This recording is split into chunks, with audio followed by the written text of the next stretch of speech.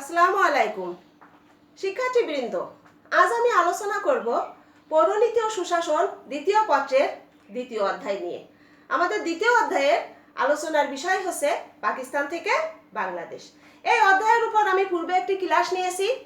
আজ এই অধ্যায়ের উপর আমার দ্বিতীয় ক্লাস এবং আমি আজ এই অধ্যায় থেকে আলোচনা করব ভাষা আন্দোলন নিয়ে। শিক্ষার্থীবৃন্দ, ভাষা আন্দোলন বাঙালির জাতীয় জীবনে একটি স্মরণীয় ঘটনা। 1952 সালের ভাষা আন্দোলনে এদেশের অনেক তরুণ দামাল ছেলে তাদের বুকে রক্ত দিয়ে বাংলাকে রাষ্ট্রভাষার মর্যাদা দিয়ে গেছে। সেই সকল ভাষা শহীদদের প্রতি শ্রদ্ধা ও সম্মান জানিয়ে আমি আমার আজকের ক্লাস শুরু করছি। শিক্ষার্থীবৃন্দ, ভাষা আন্দোলনে আমি প্রথমে আলোচনা করব ভাষা আন্দোলন কি। বাংলাকে রাষ্ট্রভাষা করার জন্য 1952 সালে পূর্ব পাকিস্তানে যে আন্দোলন পরিচালিত হয়েছিল তাই ভাষা আন্দোলন নামে পরিচালিত। শিক্ষার্থীবৃন্দ, এখন আমি আলোচনা করব যে ভাষা আন্দোলন হয়েছিল 1952 সালের 21শে ফেব্রুয়ারি। সেই 1952 সালের 21শে ফেব্রুয়ারি সেই দিন কি ঘটনা ঘটেছিল, অর্থাৎ ভাষা আন্দোলনের পটভূমি নিয়ে। 1952 সালের 21শে ফেব্রুয়ারি সর্বদলীয় রাষ্ট্রভাষা সংগ্রাম পরিষদ সারা দেশে ধর্মঘট এবং সভা সমিতি ও শোভাযাত্রা মিছিলের ডাক দেয়। তাদের এই আন্দোলনকে নস্যাৎ করার জন্য পাকিস্তান সরকারও ব্যবস্থা গ্রহণ করে। তৎকালীন পাকিস্তানের মুখ্যমন্ত্রী নুরুল আমিন সরকার 20 ফেব্রুয়ারি মধ্যরাত থেকে ঢাকায় সকল প্রকার সভা সমাবেশ মিটিং মিছিল প্রভৃতির উপর নিষেধাজ্ঞা জারি করে 144 ধারা জারি করে। 21শে ফেব্রুয়ারি রাষ্ট্রভাষা সংগ্রাম পরিষদ এই 144 ধারা ভঙ্গ করে রাষ্ট্রভাষা বাংলা চাই স্লোগানে শান্তিপূর্ণভাবে মিছিল বের করলে পাকিস্তান সরকারের নির্দেশে পুলিশ এই মিছিলের উপর গুলি বর্ষণ করে। এতে রফিক, শফিক, জব্বার, বরকত, সালাম এবং নাম না জানা আরো অনেকেই শহীদ হন, প্রাণ দেন। এহেন নৃশংস হত্যাকাণ্ডের বিরুদ্ধে পূর্ব পাকিস্তানের সমগ্র জনগণ বিক্ষুব্ধ হয়ে ওঠে। ভাষা আন্দোলন পরিণত হয় গণবিস্ফোরণে। অবশেষে 1953 সালে এক কমিটিতে এই বাংলাকে ইংরেজি এবং উর্দুর পাশাপাশি সরকারি ভাষা করার সিদ্ধান্ত গ্রহণ করা হয় এবং 1956 সালে উর্দুর পাশাপাশি বাংলাকে রাষ্ট্রভাষার মর্যাদা দেওয়া হয়। শিক্ষার্থীবৃন্দ, এখন আমরা আলোচনা করব এই যে ভাষা আন্দোলন হয়েছিল, এই ভাষা আন্দোলনের পেছনে আসলে মূল কারণ কি ছিল। প্রথমে দেখো আছে অবাঙালি নেতাদের হাতে ক্ষমতা কেন্দ্রীকরণ। পাকিস্তান রাষ্ট্র সৃষ্টির পর দেখা যায় যে এই পাকিস্তানের সার্বিক ক্ষমতা চলে যায় অবাঙালি নেতাদের হাতে। পাকিস্তানের গভর্নর জেনারেল মোহাম্মদ আলী জিন্না এবং প্রধানমন্ত্রী লিয়াকত আলী খান ছিলেন অবাঙালি। মন্ত্রণালয়ের সকল ক্ষমতায় চলে যায় অবাঙালি মন্ত্রীদের হাতে। ব্যবসা বাণিজ্য শিল্প প্রভৃতি চলে যায় অবাঙালি শিল্পপতি ও ব্যবসায়ীদের হাতে। এমনকি পূর্ব বাংলার মুখ্যমন্ত্রী খাজা নাজিমুদ্দিন তিনি পূর্ব পাকিস্তানের ঢাকায় জন্মগ্রহণ করলেও তিনি ছিলেন অবাঙালি। যে দুই একজন রাজনৈতিক নেতা ক্ষমতার স্বাদ পেয়েছিলেন তাদের অনেকেই ছিলেন এই সকল অবাঙালি নেতাদের তোষামতকারী ও চাটুকার। কাজেই দেখা গেছে যে প্রথম থেকেই পাকিস্তানের রাজনৈতিক এবং অর্থনৈতিক সকল ক্ষমতাই ছিল এই অবাঙালি নেতাদের হাতে, যে কারণে পূর্ব পাকিস্তানের বাঙালি জনগণ বিক্ষুব্ধ হয়ে ওঠে এবং ভাষা আন্দোলনে অংশ নেয়। এরপরে আছে শুরুতেই বাঙালিদের প্রতি অবহেলা। পাকিস্তান রাষ্ট্র সৃষ্টির শুরু থেকেই দেখা গেছে যে পশ্চিম পাকিস্তানি শাসক গোষ্ঠী এই অঞ্চলের পূর্ব পাকিস্তানের বাঙালিদের ওপর অবহেলা করতে শুরু করে। 1947 সালের নভেম্বর মাসে দেখা গেছে যে অফিস আদালত, তারপরে তোমার পোস্টকার্ড, ডাক টিকিট, খাম প্রভৃতিতে ইংরেজির পাশাপাশি উর্দু ভাষা ব্যবহৃত হচ্ছে। 1947 সালের 15 নভেম্বর সিভিল সার্ভিসের এক পরীক্ষায় ইংরেজি, উর্দু, ফ্রান্স, জার্মান সহ 9টি ভাষার ব্যবহার থাকলেও সেখানে বাংলাকে বাদ দেওয়া হয়। অথচ সেই সময়ে সমগ্র পাকিস্তানের 56.40% লোকের ভাষাই ছিল বাংলা। আর ইংরেজি এবং উর্দু এটা পাকিস্তানের কোনো প্রদেশের ভাষায় ছিল না। আর উর্দু ভাষার ব্যবহার ছিল তখন 3.37 ভাগ মানুষের। আর ইংরেজি যেটি পাকিস্তানের মানে ব্রিটিশদের এক ভাষা ছিল, সেই ইংরেজি ভাষার ব্যবহার ছিল 0.02 ভাগ মানুষের। এই জরিপ দেখলেই আমরা বুঝতে পারি যে সেই সময় পাকিস্তানের একটা বিরাট অংশ জনগণ বাংলা ভাষায় কথা বলতো, অথচ সেই বাংলা ভাষাকেই অবহেলা করেছে, বাঙালিদের প্রতি অবহেলা করেছে পাকিস্তান সরকার, যে কারণে এই অঞ্চলের জনগণ বিক্ষুব্ধ হয়ে ভাষা আন্দোলনে অংশ নেয়। এরপরে আছে ধীরেন্দ্রনাথ দত্তের প্রস্তাব প্রত্যাখ্যান। 1948 সালে 23শে ফেব্রুয়ারি গণপরিষদের কংগ্রেস দলীয় সদস্য ধীরেন্দ্রনাথ দত্ত এক সংশোধনী প্রস্তাব এনে ইংরেজি এবং উর্দুর পাশাপাশি বাংলাকে গণপরিষদের সরকারি ভাষা করার প্রস্তাব করেন। তার এই প্রস্তাবকে তৎকালীন গভর্নর জেনারেল, তারপরে প্রধানমন্ত্রী, এমনকি গণপরিষদের সহসভাপতি সকলেই এর বিরোধিতা করেন। শুধু বিরোধিতা করেছেন তাই নয়, তারা এই ধীরেন্দ্রনাথ দত্তকে পাকিস্তানের শত্রু, মুসলমানের শত্রু এবং উগ্র হিন্দু বলে বিভিন্ন ধরনের প্রচার প্রচারণা চালাতে থাকে। এতে বিক্ষুব্ধ হয়ে এই অঞ্চলের জনগণ আন্দোলনে অংশ নেয়। সেই আন্দোলনেও পাকিস্তান সরকার পুলিশকে লেলিয়ে দেয়, অনেক ছাত্র নেতাকে আহত করে। এর ফলে এই অঞ্চলের জনগণ আরো বিক্ষুব্ধ হয় এবং তাদের আন্দোলন শেষ পর্যায়ে গিয়ে ভাষা আন্দোলনে পরিণত হয়। এরপরে আছে লেখক, সাহিত্যিক, বুদ্ধিজীবীদের লেখনী। পাকিস্তান রাষ্ট্র সৃষ্টির অনেক পূর্ব থেকেই, সেই ব্রিটিশ শাসনামল থেকেই লেখক, সাহিত্যিক, বুদ্ধিজীবীগণ পাকিস্তানের রাষ্ট্রভাষা বাংলা করার দাবি জানিয়ে আসছিলেন। তাদের লেখনীর মাধ্যমে তারা তাদের এই প্রস্তাব তুলে ধরেছিলেন। 1948 সালে ঢাকায় এক সাহিত্য সম্মেলনে ডক্টর মোহাম্মদ শহীদুল্লাহ বলেন যে, আমরা হিন্দু বা মুসলমান এটা যেমন সত্যি, তেমনি আমরা বাঙালি, এটিও চরম সত্যি। এটি কোনো আদর্শের কথা নয়, এটি হচ্ছে বাস্তব কথা। প্রকৃতি আমাদের চেহারায় বাঙালিত্বের এমন ছাপ এঁকে দিয়েছে যে মালা, তিলক বা টিকিতে কিংবা টুপি, লুঙ্গি, দাড়িতে তা ঢাকবার জো নেই। লেখক, সাহিত্যিক, বুদ্ধিজীবীদের এহেন লেখনীর মাধ্যমে এই অঞ্চলের বাঙালি জনগণ তাদের ভাষা সম্পর্কে সচেতন হয়ে ওঠে এবং তারা ভাষা আন্দোলনে অংশ নেয়। এরপরে আছে আরবি হরফে বাংলা লেখার প্রস্তাব। পাকিস্তান সরকার সেই প্রথম থেকেই বাংলার উপর বিভিন্ন ধরনের ষড়যন্ত্র, চক্রান্ত শুরু করে। বাংলা ভাষাকে, বাঙালিদেরকে অবহেলা করা, তাদেরকে চক্রান্ত করে নিঃশেষ করে দেওয়ার অপচেষ্টা চালাতে থাকে পাকিস্তান সরকার।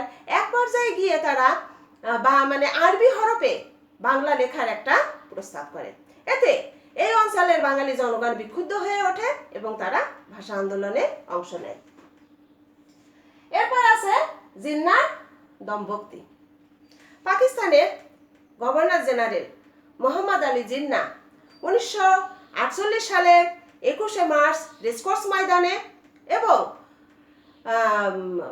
24শে মার্চ ঢাকা বিশ্ববিদ্যালয়ের কার্জন হলের শিক্ষক ছাত্র সমাবেশে দম্ভক্তি করে বলেন যে, Urdu and only Urdu shall be the state language of Pakistan. অর্থাৎ উর্দু এবং একমাত্র উর্দুই হবে পাকিস্তানের রাষ্ট্রভাষা। জিন্নাহর এই বক্তব্য ছিল সম্পূর্ণ অগণতান্ত্রিক, কেননা উর্দু ভাষার ব্যবহার ছিল সেই সময় মাত্র 3.37 ভাগ মানুষের, অথচ বাংলা ভাষার ব্যবহার ছিল সমগ্র পাকিস্তানের জনগণের 56.40 ভাগ মানুষের। জিন্নাহর এই দম্ভক্তিপূর্ণ কথায় এই অঞ্চলের জনগণ বিক্ষুব্ধ হয়ে ওঠে এবং তাদের মাতৃভাষা বাংলাকে প্রতিষ্ঠিত করার জন্য তারা ভাষা আন্দোলন শুরু করে দেয়। এরপরে আছে খাজা নাজিমুদ্দিনের বিশ্বাসঘাতকতা। গভর্নর জেনারেল মোহাম্মদ আলী জিন্নাহ এবং প্রধানমন্ত্রী লিয়াকত আলী খানের মৃত্যুর পর খাজা নাজিমুদ্দিন পাকিস্তানের প্রধানমন্ত্রী হন।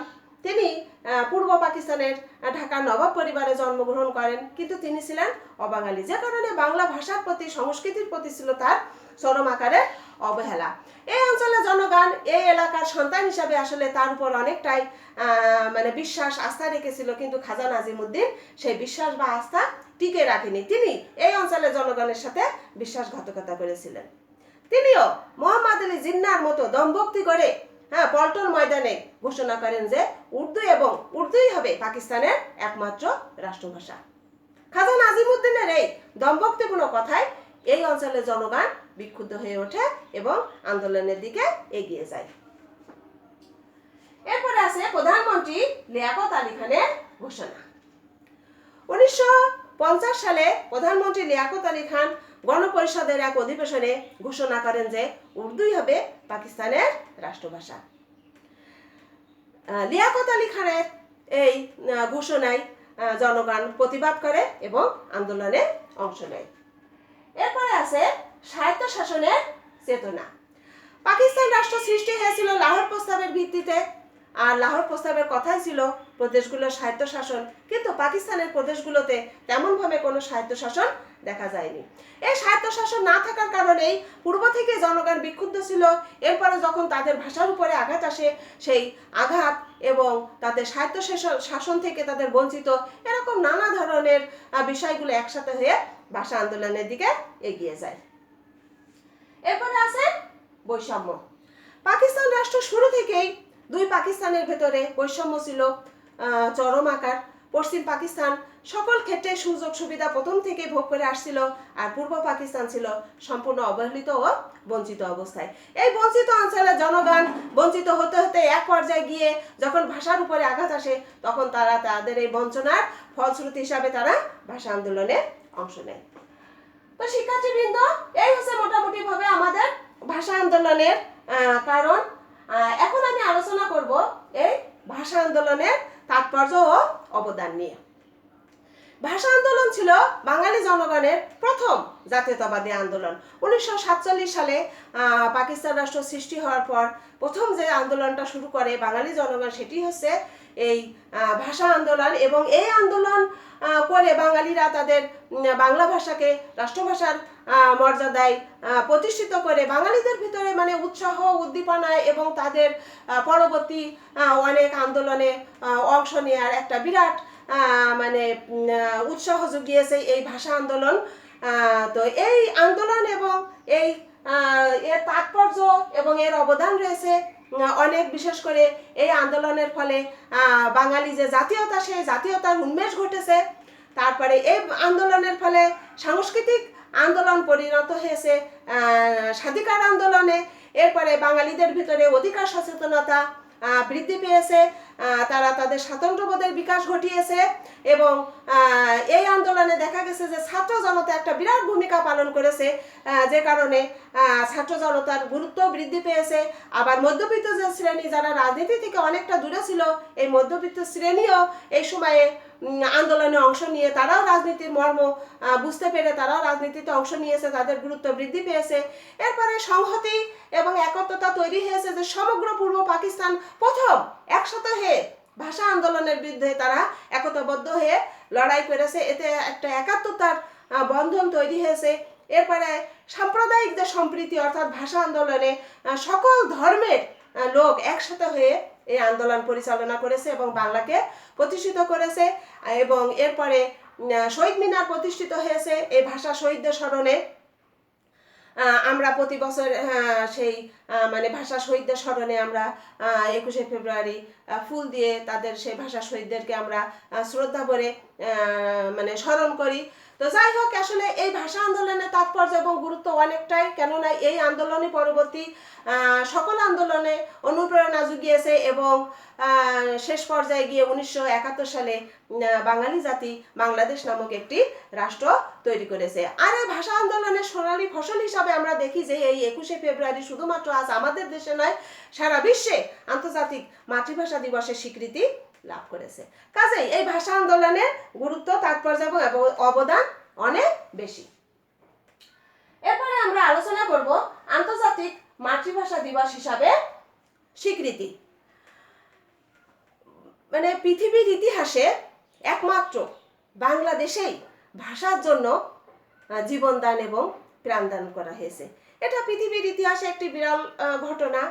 এই ঘটনার প্রতি আসলে শ্রদ্ধা জানিয়ে, সম্মান জানিয়ে আজ আমরা আমাদের এই 52 ভাষা আন্দোলনকে শুধুমাত্র আমাদের ভাষা আন্দোলন না, সারা বিশ্বের আজ আন্তর্জাতিক মাতৃভাষা আন্দোলনের স্বীকৃতি লাভ করেছে। বলা হয় যে 1952 সালের 21শে ফেব্রুয়ারি এক রফিক প্রাণ দিয়ে বাংলাকে রাষ্ট্রভাষার মর্যাদা দিয়ে গেছে।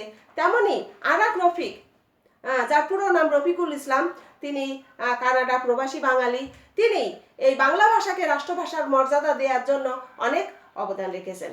তো 1999 সালের 17ই নভেম্বর মানে শিক্ষা, বিজ্ঞান, সংস্কৃতি বিষয়ক জাতিসংঘের সংস্থা ইউনেস্কো বাংলাকে আন্তর্জাতিক রাষ্ট্রভাষার মর্যাদা দিয়েছে। এবং ওই সময় প্রথমে 188টি দেশে প্রথমে এই মাতৃভাষা মানে আন্তর্জাতিক মাতৃভাষা দিবস পালিত হয়। পরবর্তীতে 2000 সাল থেকে আজ বিশ্বের 193টি দেশেই যার যার দেশ তার ভাষায় তাদের আন্তর্জাতিক মাতৃভাষা দিবস হিসাবে পালন করে আসছে। আসলে এটি আমাদের বাঙালির জন্য, আমাদের বাংলাদেশের জন্য খুবই গৌরবের বিষয়। আমরা এজন্য ধন্যবাদ জানাই জাতিসংঘকে, ধন্যবাদ জানাই এই আন্তর্জাতিক মাতৃভাষা দিবস করার পেছনে যাদের অবদান রয়েছে তাদের সকলকে। তো প্রিয় শিক্ষার্থীবৃন্দ, মোটামুটিভাবে আমরা ভাষা আন্দোলন সম্পর্কে একটা ধারণা পেলাম। তোমরা মূল বইতে পড়ে নেবে এই বিষয়টি, তাহলে আরও একটু ধারণা রাখবে এবং এই বিষয়ের যে সমসাময়িক প্রশ্নগুলো আছে সেগুলো তোমরা পড়ে নিবে। তো শিক্ষার্থীবৃন্দ, তোমরা সবাই ভালো থাকো, সুস্থ থাকো। আজ এ পর্যন্তই। আল্লাহ হাফেজ।